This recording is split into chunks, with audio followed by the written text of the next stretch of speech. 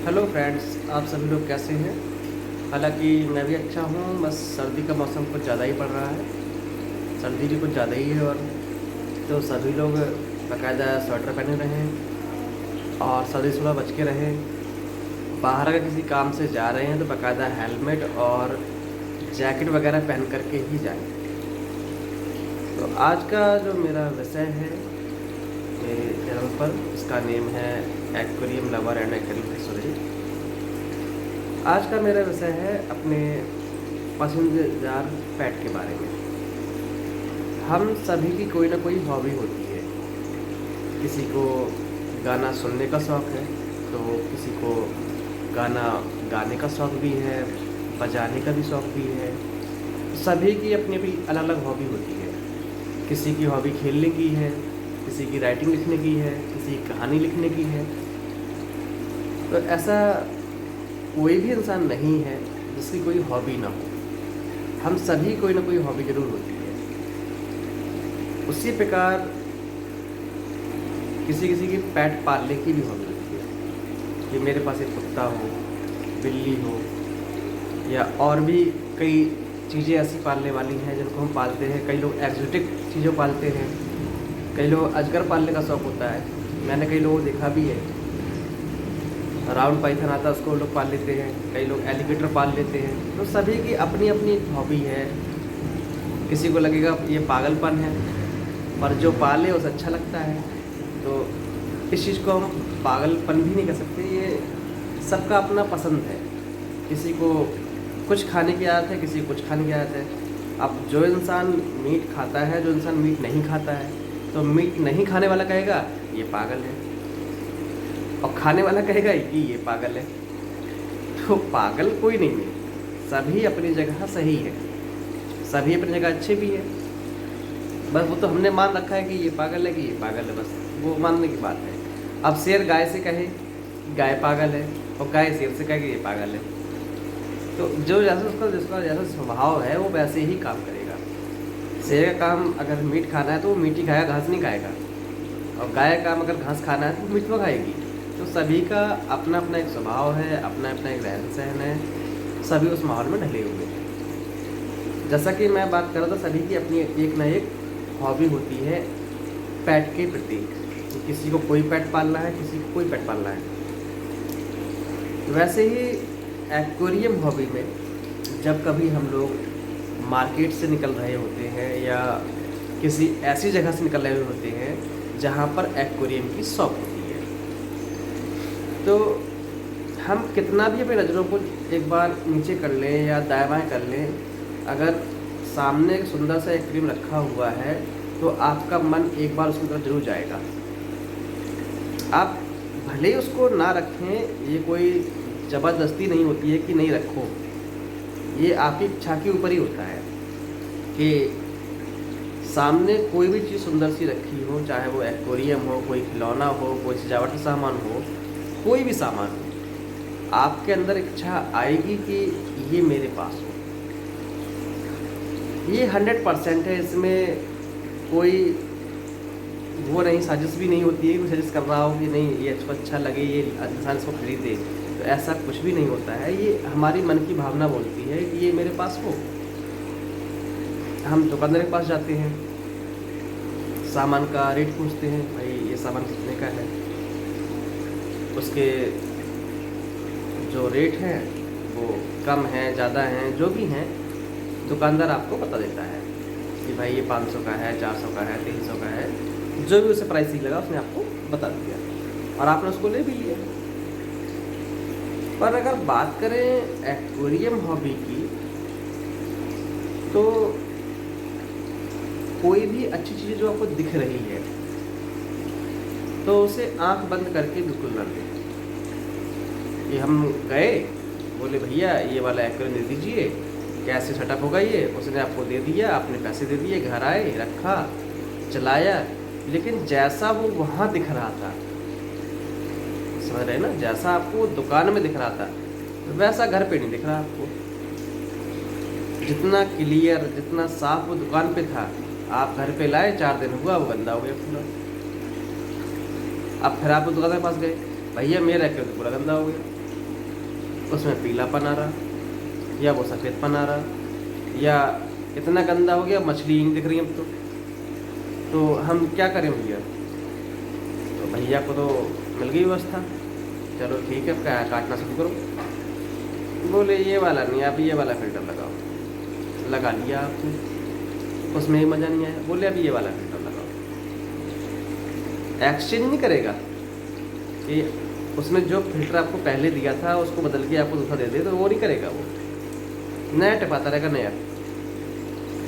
तो जब भी आप एक्वेरियम हॉबी में आओ कभी भी जल्दबाजी ना करो, आराम से सोच करके। आपने दुकान से निकले, आपने बढ़िया सजा हुआ एक्वेरियम देखा तो देख लो, देखना कोई गुनाह नहीं है, कोई पाप नहीं है देखना, आराम से देखो। एक बार नहीं 100 बार देखो और ये देखो वो उसमें सिस्टम क्या क्या लगे हुए हैं। जो उसमें लगे हुए हैं वही हमें दिया जा रहा कि कुछ और दिया जा रहा। अब मान लो दुकान में कम से कम 10-20 एक्वेरियम होती हैं, पसंद एक्वेरियम कोई और आया, उसमें मछली कोई और थी और जो हमें मछली अच्छी लग रही वो कोई और है। बात समझ ना पूरी। जो हमने एक्वेरियम देखा वो छोटा था, जो हमने एक्वेरियम देखा वो छोटा था, मछली छोटी छोटी थी।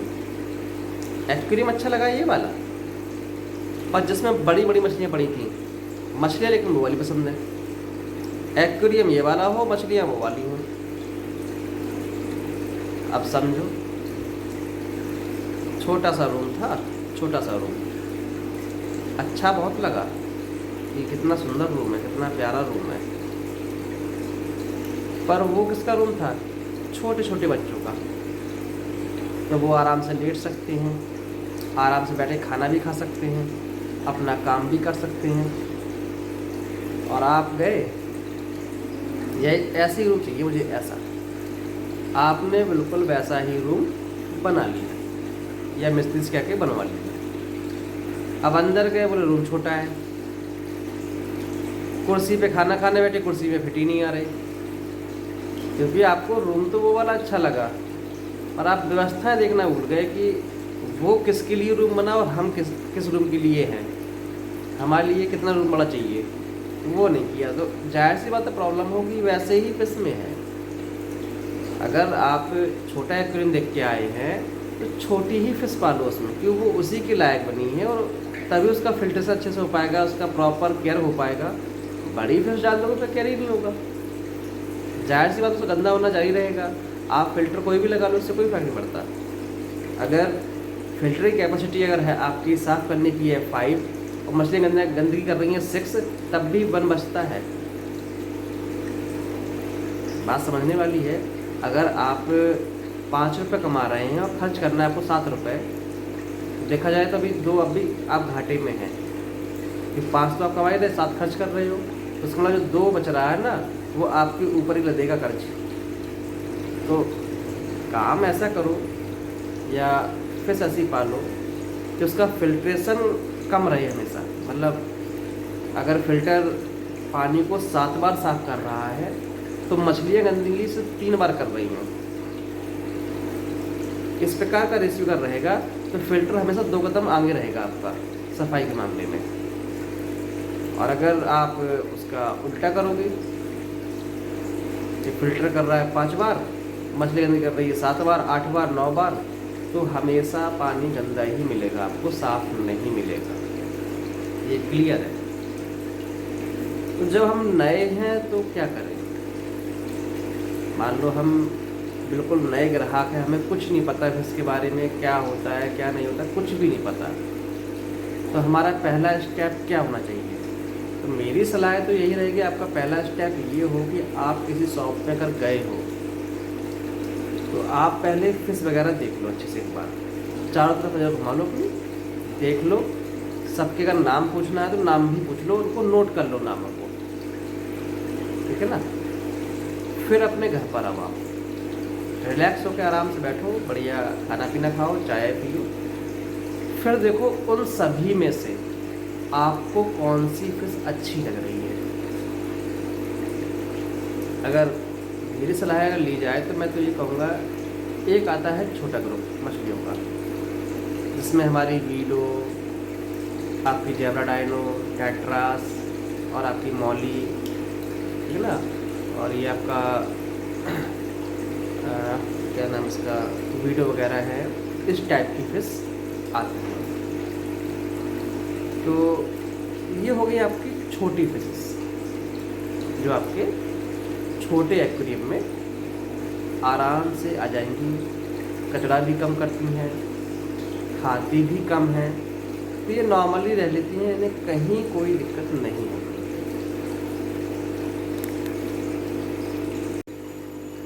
तो जो ये फिश है इनकी केयर करने में बहुत ही कम दिक्कत होती है, तो इन फिशेस को आप छोटे एक्वेरियम में रख सकते हैं बिना किसी दिक्कत के। चलिए छोटी फिश हो गई।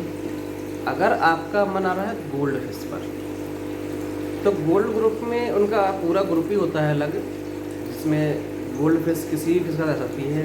गोल्ड हो गया, कार्प हो गया, नॉर्मल गोल्ड हो गया, फैंटेल हो गया, जैपनीज कोई हो गया, औरंडा हो गया, ब्लैक मूर हो गया, मौली हो गई, ये सारे एक ग्रुप में रह लेते हैं बड़े आराम से, ठीक है ना।